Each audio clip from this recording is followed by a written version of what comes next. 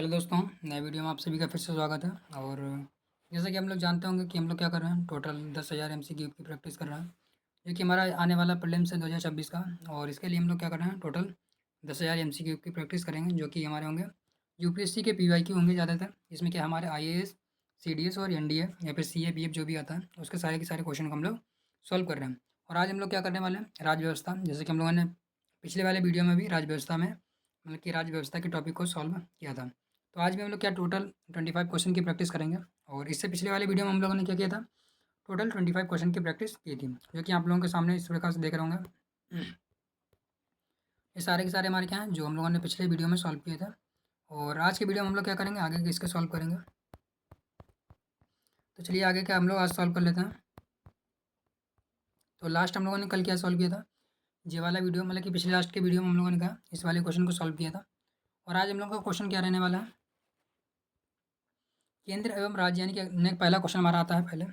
और पहला क्वेश्चन शुरू करने से पहले आप लोगों से एक रिक्वेस्ट रहेगी कि वीडियो को आप लोग क्या कर लीजिएगा, लाइक कर लीजिएगा और चैनल को सब्सक्राइब भी कर लीजिएगा, ताकि क्या हो सके, थोड़ा सा मुझे मोटिवेशन मिले और वीडियो को मतलब कि थोड़ी सी रीच भी मिल सके। तो ताकि क्या आप लोगों के बहुत सारे जो दोस्त होंगे उन लोगों को भी क्या इससे मदद मिल सके। तो चलिए शुरू करते हैं अब अपनी टॉपिक पर। क्या है, केंद्र एवं राज्यों के बीच होने वाले विवादों का निर्णय करने की भारत के उच्चतम न्यायालय की शक्ति किसके अंतर्गत आती है। तो आप जानते हो कि जो हमारा भारत में क्या उच्चतम न्यायालय जो होता है, उसके पास एकमात्र शक्ति होती है, मतलब कि भारत के उच्चतम न्यायालय के पास होती है कि जो हमारे केंद्र एवं राज्य के बीच अगर कोई भी विवाद होता है, तो क्या करे वो, मतलब कि एक तरीके से मूल अधिकारिता, यानी कि केवल और केवल स्पेसिफिक क्या हमारे उच्चतम न्यायालय की होती है। और इसके लिए हमारे पास क्या होता है, हमारा आर्टिकल होता है 131, 131।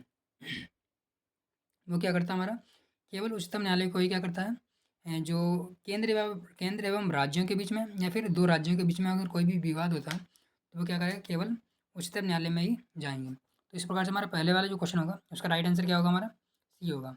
तो चलिए अगले क्वेश्चन को हम लोग सॉल्व कर लेते हैं। और अगला क्वेश्चन हमारा क्या था, वित्तीय आयोग के बारे में पूछा गया है। वित्तीय आयोग के संदर्भ में निम्नलिखित में से कौन सा कथन सही है। इसमें क्या है, केंद्रीय विभाज्य पूल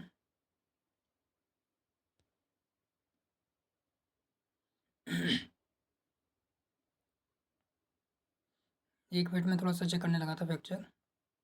तो क्या हमारा केंद्रीय विभाज्य पुल जो है, केंद्रीय विभाज्य पुल के बारे में आपको बताना है। इनमें से केंद्रीय विभाज्य पुल में राज्यों को मिलाने वाला हिस्सा क्या 32% से बढ़ा करके 42 कर दिएगा। वैसे आप इस क्वेश्चन को छोड़ भी सकते हैं, क्योंकि हमारे क्या 2000 मतलब कि 14वें वित्तीय आयोग के बारे में बात कर रहा है। अभी क्या हमारा 16वां वित्तीय आयोग ऑलरेडी गठित किया जा चुका है। फिर भी चलिए एक बार इसको सॉल्व कर लेते हैं, क्योंकि अब जब आया है क्वेश्चन को एक बार देख ही लेते हैं कि यूपीएससी ने कैसे बनाया था। तो बोला है कि इसमें क्या केंद्रीय विभाज्य पुल में राज्यों के मिलने वाला जो हिस्सा है 32 से बढ़ाकर 42 किया है। तो बिल्कुल सही बात कहा गया था, उस समय जो 32 से बढ़ाकर 42 किया गया था। उसके बाद में फिर से घटाया गया था, बाद में 41 कर दिया गया था। इसके बाद में अभी देखते हैं 16वें में क्या है। इसने विशेष तौर पर सेक्टर्स यानी सेक्टरों से जुड़े हुए अनुदान उसे संबंधित सिफारिश की थी। तो ये भी हमारा गलत हो जाता है और केवल एक सही होगा। तो इस प्रकार से यूपीएससी ने क्या किया था, जो वित्तीय आयोग था उसका मतलब कि जो क्वेश्चन बनेगा वित्तीय आयोग से संबंधित, इस प्रकार से क्वेश्चन बनाया था। और अगला क्वेश्चन हमारा आता है, चलिए अगले क्वेश्चन को हम लोग सॉल्व कर लेते हैं। और इस क्वेश्चन में हमारा क्या बताया गया है कि भारत के उच्चतम न्यायालय में न्यायाधीशों की संख्या में वृद्धि करने का जो शक्ति है वो किसके पास है। तो ये तो मतलब कि सिंपली क्वेश्चन आप जानते होंगे, संविधान संशोधन के जरिए ही जैसा हो सकता है। और संविधान संशोधन का कार्य किसके पास होता है, संसद के पास होता है। इसका मतलब हमारा राइट आंसर क्या होगा, इसका बी होगा। उच्चतम न्यायालय की शक्ति मतलब कि उच्चतम न्यायालय की संख्या बढ़ाने की शक्ति। और आप जानते होंगे शुरू में हमारे पास कितने न्यायाधीश थे, 7 थे। उसके बाद में बढ़ा के 33 से अभी क्या मतलब कि टोटल क्या 34 न्यायाधीश हो चुका है, जो कि उच्चतम न्यायालय के मुख्य न्यायाधीश को मिलाते हुए। चलिए अगले क्वेश्चन को सॉल्व कर लेते हैं। राज्य के नीति निर्देशक सिद्धांतों यानी कि तत्वों के बारे में निम्नलिखित कथनों पर विचार कीजिए। और आप जानते होंगे इसके नीति निर्देशक सिद्धांत, इससे यूपीएससी बहुत बार क्वेश्चन बनाती है और बहुत बार क्वेश्चन क्या करती है, रिपीट भी करती है। ये तत्व देश की सामाजिक आर्थिक लोकतंत्र की व्याख्या करते हैं। और इसके बारे में हम लोगों ने क्या पिछले वीडियो में भी बात की थी कि जो नीति निर्देशक तत्व होते हैं वो क्या करते हैं, सामाजिक और आर्थिक लोकतंत्र लाने की कोशिश करते हैं। वही जो हमारे मूल अधिकार होते हैं वो राजनीतिक लोकतंत्र या फिर न्याय दिलाने की बात करते हैं। इन तत्वों में अंतर्विष्ट उपबंध किसी भी उच्च न्यायालय द्वारा प्रवर्तनीय या इनफोर्सेबल नहीं होता। यानी कि जो हमारे नीति निर्देशक तत्व होते हैं, उनमें जो भी उपबंध होते हैं, वो न्यायालय के द्वारा आप मतलब कि उसको लागू नहीं करा सकते। यानी कि वो केवल एक तरीके से निर्देश होते हैं, यानी कि एक उपेक्षा मतलब की अपेक्षा की जाती है कि ये लागू किए जाएँ। तो इसका राइट आंसर क्या हो जाएगा हमारा? 1 और 2 दोनों सही हो जाते हैं। चलिए अगले क्वेश्चन को सॉल्व कर लेते हैं और अगला क्वेश्चन हमारा क्या होता है? अगला क्वेश्चन आता है भारत के संविधान का जो संविधान भारतीय सरकार अधिनियम 1919 का जो था, निम्नलिखित में से किसके द्वारा परिभाषित किया जाता है? तो आप जानते होंगे जो 1919 का एक कानून आया था भारत सरकार अधिनियम, इसे मोंटेग्यू चेम्सफोर्ड सुधार भी कहते हैं। तो ये किसके संदर्भ में था क्या हमारा? न्यायपालिका एवं विधायिका के बीच शक्तियों का बंटवारे से संबंधित था क्या? केंद्र एवं प्रांतीय सरकारों की अधिकारिता से संबंधित था क्या? भारत के सेक्रेटरी ऑफ स्टेट एवं वाइसराय की शक्तियों से संबंधित था क्या? वो भी उपरोक्त में से कोई नहीं। तो आप जानते होंगे जो केंद्रीय एवं प्रांतीय जो सरकारें थीं उसके अधिकारिता से संबंधित था। इसमें क्या मतलब कि प्रांतीय सरकारों को द्वैध शासन एक तरीके से ला दिया गया था और इसके बाद में क्या आगे मतलब कि 1935 का था, उसमें संशोधन किया गया था दोबारा से। चलिए अगले क्वेश्चन सॉल्व कर लेते हैं और जो क्वेश्चन तो अभी तक क्या मतलब कि बहुत ही ईजी क्वेश्चन हो चुका है, क्योंकि जब उस समय नीति आयोग योजना आयोग मतलब कि नीति आयोग में परिवर्तित हुआ था 2015 में, जब क्वेश्चन जो है पूछा गया था। तो इसका राइट आंसर क्या हो जाएगा हमारा? आप जान गए होंगे, डी। चलिए आगे चलते हैं टाइम वेस्ट ना करते हुए, क्योंकि हम लोगों को क्या है टोटल 25 क्वेश्चन की प्रैक्टिस करनी है और उसके बाद में क्या हम लोगों को इसके आंसर को सॉल्व करते हुए चलना है। जब संसद दोनों सदनों की संयुक्त बैठक में से कोई विधेयक निर्दिष्ट या रेफर कर किया जाता है, यानी कि संसद की संयुक्त बैठक को कोई विधेयक रेफर किया जाता है, तो इसके द्वारा पारित किया जाना मतलब कि तो इसे किसके द्वारा पारित किया जाना होता है? तो जैसा कि मैंने पिछले भी वीडियो में आपको बताया था कि 108 जो हमारा होता है संयुक्त बैठक से संबंधित होता है। इसके उपबंध सॉरी क्या बोला, इसमें उपस्थित तथा मत देने वाले सदस्यों के साधारण बहुमत से ही इसको मतलब कि पारित किया जाता है। उपस्थित तथा मतदान देने वाले की 3/4 या 2/3, तो आप जानते होंगे जो संयुक्त बैठक होती है उसका जो मतलब कि उसमें जो भी मतलब कि हमारा क्या कहते हैं कि विधेयक पारित होता है वो सामान्य मतलब कि सामान्य का मतलब साधारण बहुमत से पारित होता है। तो इसका राइट आंसर क्या होगा हमारा? केवल ए। अगला क्वेश्चन है निम्नलिखित कथनों में से कौन से सही है? विचार कीजिए। भारतीय संघ की कार्यपालिका शक्ति प्रधानमंत्री में निहित होती है, यानी कि जो भारतीय संघ है उसकी कार्यपालिका शक्ति क्या है? प्रधानमंत्री में निहित है। तो आप जानते होंगे प्रधानमंत्री नहीं होता, क्या होता है हमारा? लोकसभा की जो कार्यपालिका शक्ति होती है, भारतीय संघ की कार्यपालिका शक्ति प्रधानमंत्री में ना होकर के राष्ट्रपति में होती है एक तरीके से। प्रधानमंत्री सिविल सेवा बोर्ड का अध्यक्ष होता है क्या? तो ये भी हमारा गलत हो जाता है। तो इसका राइट आंसर क्या होगा हमारा? केवल डी होगा। और जो सिविल सेवा बोर्ड होता है इसमें क्या होता है जो हमारा मतलब कि प्रधानमंत्री यानी कि बोला है प्रधानमंत्री होगा, तो आप जानते होंगे सिविल सेवा मतलब कि एक तरीके से प्रशासनिक पद की तरह बात कर रहा है, तो प्रधानमंत्री यानी कि एक राजनीतिक पद हो जाता है। तो हमारा दो तो नहीं होना चाहिए। तो इसका मतलब सिविल सेवा जो बोर्ड होता है उसका जो अध्यक्ष होता है हमारा कौन होता है? सबसे बड़ा जो IAS होगा, यानी कि सबसे बड़ा IAS का पद कौन सा हो सकता है? सबसे बड़ा आप जानते होंगे कि एक कैबिनेट सचिव होता है, तो कैबिनेट सेक्रेटरी जो होता है हमारा, वही क्या होता है हमारा? सिविल सेवा बोर्ड का अध्यक्ष होता है। और जैसे कि मैंने यहाँ पे बताया प्रधानमंत्री ना होकर के हमारा क्या होता है? राष्ट्रपति होता है। तो इस प्रकार से हमारा राइट आंसर क्या हो जाएगा? ना तो एक और ना ही दो। चलिए अगले क्वेश्चन को सॉल्व कर लेते हैं। भारत में जो हमारे संविधान की 5वीं अनुसूची है और 6ठी अनुसूची है, इसके उपबंध में निम्नलिखित में से कौन से कथन के लिए किए गए हैं? किसके लिए मतलब किए गए हैं? 5वीं और 6ठी अनुसूची आप जानते होंगे। 5वीं किसके लिए? जो असम, मेघालय, त्रिपुरा और मिजोरम राज्य हैं, इनको छोड़ करके, यानी कि असम, मेघालय, त्रिपुरा, मिजोरम राज्य को छोड़ करके जितने भी हमारे जनजातीय राज्य होते हैं, अनुसूचित क्षेत्र और जनजातीय क्षेत्र से प्रशासन से संबंधित है। और जो हमारी 6ठी अनुसूची होती है उसमें क्या होता है? जो असम, मेघालय, त्रिपुरा और मिजोरम के राज्य होते हैं उनके बारे में बात की गई है। इसका मतलब 6ठी अनुसूची में 4 राज्यों के बारे में बात की है। 6ठी अनुसूची में 4 राज्यों के बारे में बात की, कौन कौन सा? असम, मेघालय, त्रिपुरा और मिजोरम। वहीं जो असम, मेघालय, त्रिपुरा, मिजोरम को छोड़ करके बाकी बचे जो मतलब कि जनजातीय क्षेत्रों के जो राज्य हैं वो किसके तहत आएंगे? 5वीं अनुसूची के तहत आएंगे। तो इसमें क्या बोला है? अनुसूचित जाति और जनजातियों के हितों के संरक्षण के लिए। सॉरी, अनुसूचित जाति नहीं होगा, केवल क्या? अनुसूचित जनजाति होगा। तो जाति नहीं, केवल जनजातियों वालों के लिए। राज्यों के बीच सीमाओं का कुछ नहीं है, ना ही पंचायतों से संबंधित, ना ही समवर्ती राज्यों के हितों से संबंधित है। अगला चलिए क्वेश्चन सॉल्व कर लेते हैं। संघ की सरकार यूनियन गवर्नमेंट जो होती है के संदर्भ में कौन सा कथन सही है? और देख रहे होंगे जो पॉलिटी के क्वेश्चन होते हैं थोड़े से मतलब कि अच्छे आते हैं, यानी कि सॉल्व कर सकते हैं आपको इजीली। और अगर आपने पॉलिटी अच्छे से पढ़ लिया तो अगर आप पॉलिटी के 25 क्वेश्चन भी आते हैं तो नॉर्मली आप क्या मतलब कि 20 क्वेश्चन का आंसर आराम से दे सकते हैं। बशर्ते कि आपने क्वेश्चन जो है मतलब कि अच्छे से प्रैक्टिस की हो और मतलब कि सिलेबस को भी सही से कवर किया हो। तो हमारा क्या था, राजस्व विभाग संसद में क्या बोला है, राजस्व विभाग संसद में प्रस्तुत किए जाने वाले केंद्रीय बजट को तैयार करने के लिए उत्तरदायी है। तो आप देख रहे होंगे राजस्व विभाग क्यों उत्तरदायी होगा भाई? क्या हमारे पास आर्थिक मामलों का मंत्रिमंडलीय समिति नहीं है क्या? क्या जो बजट के संदर्भ में जो मंत्रालय क्या वो नहीं हो सकता? इसका मतलब हमारा एक गलत हो जाता है। अगर एक गलत हो गया इसका मतलब हमारे पास 2 या 3 में से कोई एक होगा या फिर दोनों या 3 दोनों होंगे। भारत की संसद के प्राधिकरण ऑथराइजेशन के बिना कोई धन भारत की संचित निधि से नहीं निकाला जा सकता। तो ये तो आप जानते हैं कि जो विनियोग विधेयक होता है इसके बिना कोई भी धन नहीं निकाला जा सकता संचित निधि से।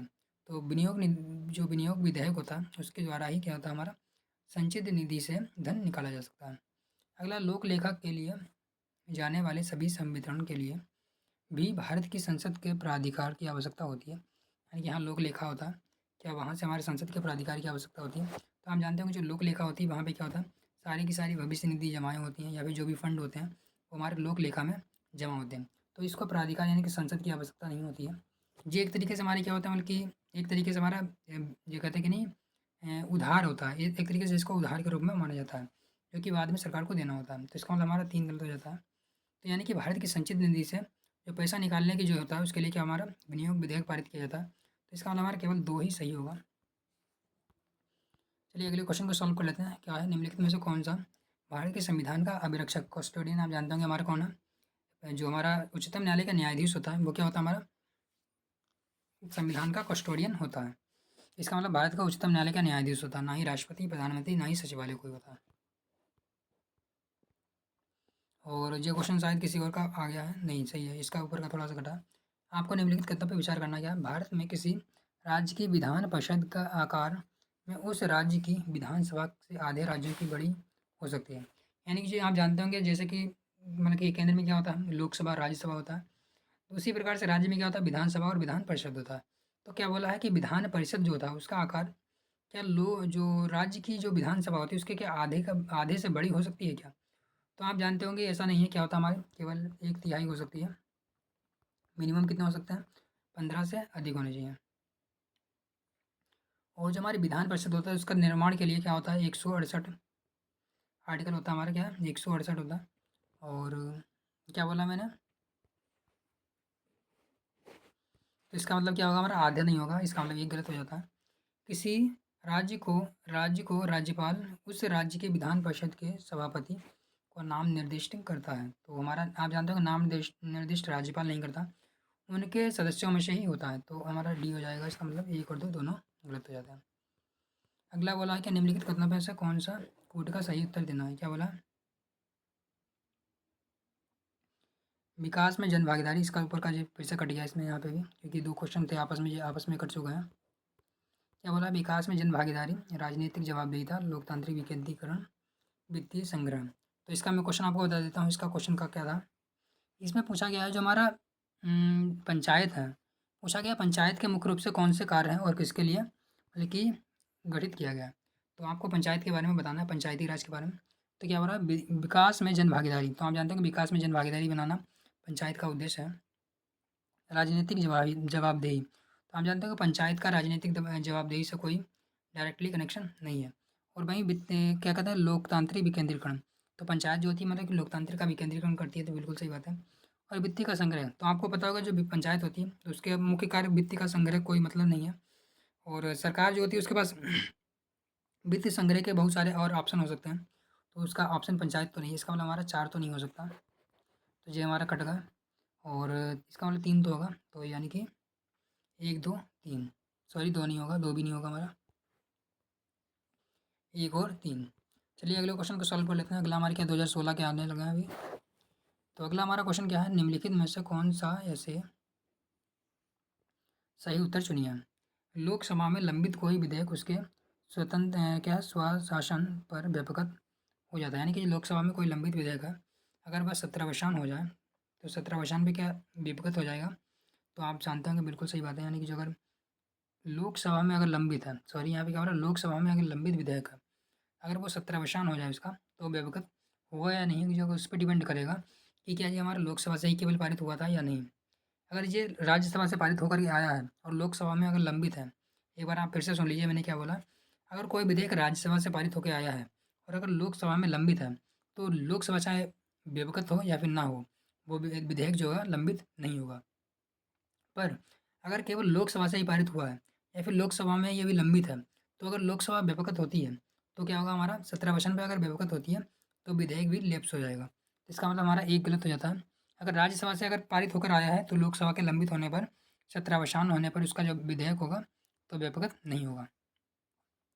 राज्यसभा में लंबित कोई विधेयक है जिसे लोकसभा ने पारित नहीं किया है, लोकसभा के विघटन पर बेवकत नहीं होता। जैसा कि मैंने पहले ही बता दिया आपको।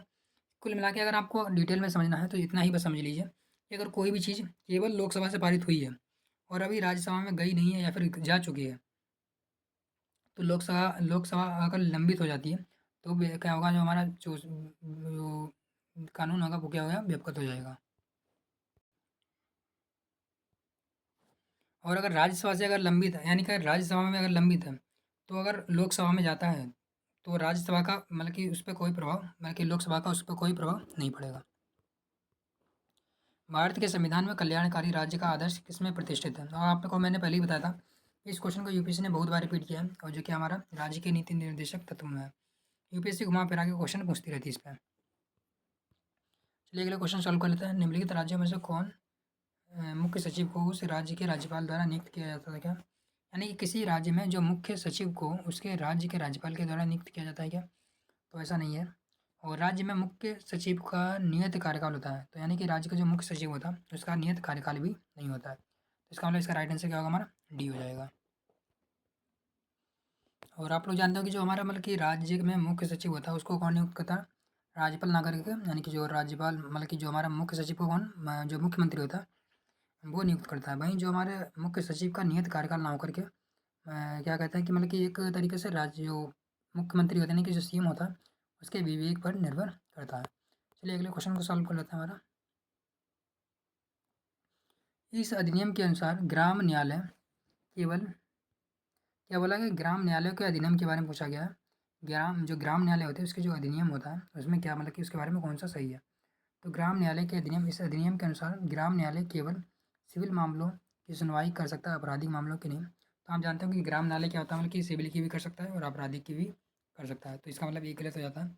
ये अधिनियम अधिनियम सामाजिक सक्रियतावादियों के मध्यस्थ सलाहकर्ता के रूप में स्वीकार होता है। तो आप जानते हो कि ये एक तरीके से मध्यस्थ के सलाहकार के रूप में स्वीकार किया जा सकता है। तो इसका मतलब 2 हमारा सही हो जाएगा और 1 गलत हो जाएगा। और आप जानते हो कि जो हमारे ग्राम न्यायालय होते हैं मतलब कि आपराधिक और सिविल दोनों मामलों की सुनवाई कर सकता है। और अगला क्वेश्चन हमारे क्या 2017 का आ गया, और इसमें क्या पूछा गया, भारत की संसद के संदर्भ में निम्नलिखित कथनों में से कौन सा कथन है उस पर विचार कीजिए। सही बताना है आपको। गैर सरकारी विधेयक केवल ऐसे विधेयक होते हैं जो संसद के ऐसे सदस्य के द्वारा प्रस्तुत किए जाते हैं जो निर्वाचित नहीं है किंतु राष्ट्रपति द्वारा नाम निर्देश है। तो ऐसा बिल्कुल भी नहीं है। गैर सरकारी विधेयक ऐसे विधेयक होते हैं जो क्या होता है, मतलब कि कोई मंत्री के द्वारा प्रस्तुत नहीं किए जाते हैं। यानी कि ऐसे विधेयक जो किसी मंत्री के द्वारा प्रस्तुत नहीं किए गए उसे गैर सरकारी विधेयक कहते हैं। यानी कि एक हमारा गलत हो जाता है। हाल ही में भारत की संसद में पहली बार एक गैर सरकारी विधेयक पारित हुआ है। तो यानी कि पहली बार ऐसा कुछ भी नहीं है, तो दूसरा भी हमारा गलत हो जाता है। तो चलिए अगले क्वेश्चन को सॉल्व कर लेते हैं। और इसके पहले मैं आपको एक थोड़ा सा और बता देता हूँ कि जैसे गैर सरकारी विधेयक है, इसको प्रस्तुत करने के लिए मतलब कि कोई गैर मंत्री के द्वारा प्रस्तुत किया जाना चाहिए और उसको क्या 1 महीने पहले सूचना देनी पड़ती है। और वहीं जो कि अभी तक की मतलब कि जो गैर सरकारी विधेयक है 14 मतलब कि 14 बार पारित हो चुका है। तो 14 बार पारित हो चुका है, ऐसा नहीं पहली बार हुआ है। राष्ट्रीय हित में भारत की संसद राष्ट्रीय हित में भारत की संसद राज्य सूची के किसी भी विषय पर विधिक शक्ति प्राप्त कर लेती है। यानी जो भारत की संसद होती है राज्य सूची के विषय पर विधिक शक्ति प्राप्त कर लेती है। तो ऐसा कैसे करेगी? क्या लोकसभा द्वारा अपनी संपूर्ण सदस्यों के बहुमत के साधारण बहुमत द्वारा पारित करके, या लोकसभा द्वारा अपनी संपूर्ण सदस्य संख्याओं के कम से कम 2/3 के द्वारा? तो आप जानते होंगे कि इसमें क्या है, राष्ट्रीय हितों के संदर्भ में तो इसमें लोकसभा की कोई भूमिका नहीं होती है। किसकी भूमिका होती है? राज्यसभा की होती है। तो राज्यसभा क्या करती है, अपने संपूर्ण सदस्यों क्या साधारण से नहीं कम से कम 2/3 बहुमत से पारित कर दे। तो ऐसा क्या हो जाता है हमारा जो राज्यसभा की मतलब कि जो राज्यों के हितों में हो, भारत संसद के राज्य सूची के विषय पर भी कानून बना पाएगी। तो इसका मतलब हमारा कौन सा सही हो गया, यानी कि क्या कौन सा आंसर हो गया हमारा, डी हो गया। और इसके लिए आर्टिकल एक होता है हमारा क्या, 249, 249 आर्टिकल होता है हमारा, जो क्या करता है इसके संदर्भ में मतलब कि कार्रवाई के बारे में बात बताता है। चलिए अगला पढ़ लेते हैं हम। समाज में समानता के होने का एक निहितार्थ यह है कि विशेषाधिकारों का अभाव होगा। यानी कि समानता का मतलब क्या है, सीधे सीधे देख रहे हो कितना शॉर्ट और कितना मतलब कि ट्रिकी क्वेश्चन पूछ लिया यूपीएससी ने। पढ़ के आपको लग रहा हो कि बहुत ही शॉर्ट है और बहुत ही आराम से आप कर देंगे, पर जब आप एग्ज़ाम हॉल में इसको आप सॉल्व करेंगे पूरे के टेंशन में और पूरे मेंटली प्रेशर में, तो आप इसमें कन्फ्यूज हो जाएंगे अगर आपने थोड़ा सा कॉन्सेप्ट नहीं पढ़ा है तब। वरना तो आप इसका आंसर क्या ईजिली दे पाएंगे। क्या बोला है, समानता का अधिकार। समाज में समानता होने का अर्थ क्या है, क्या विशेषाधिकारों का अभाव, अवरोधों का अभाव, प्रतिस्पर्धा का अभाव, विचारधारा का अभाव। तो ये करूँगा मतलब कि समानता का अगर थोड़ा सा भी आपने पढ़ लिया तो आप जानते होंगे कि समानता का मतलब होता है कि किसी को भी विशेष अधिकार ना देना। तो इसका राइट आंसर क्या होगा हमारा, ये हो जाएगा।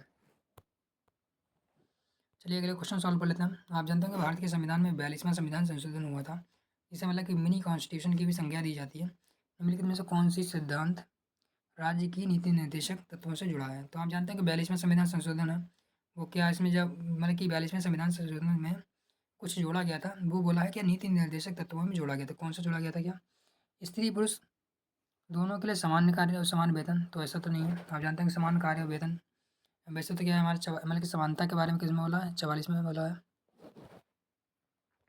भाई जो हमारा मतलब कि स्त्री पुरुष के समान कार्य के लिए समान वेतन जो होगा वो हमारा किस में आ जाता है, वो भी हमारा मतलब कि नीति निर्देशक तत्व ही है। पर उसमें क्या हो जाता है, एक मिनट में थोड़ा सा, इसका राइट आंसर क्या होगा हमारा, बी हो जाएगा। यानी कि उद्योगों के प्रबंधन में कामगारों की सहभागिता।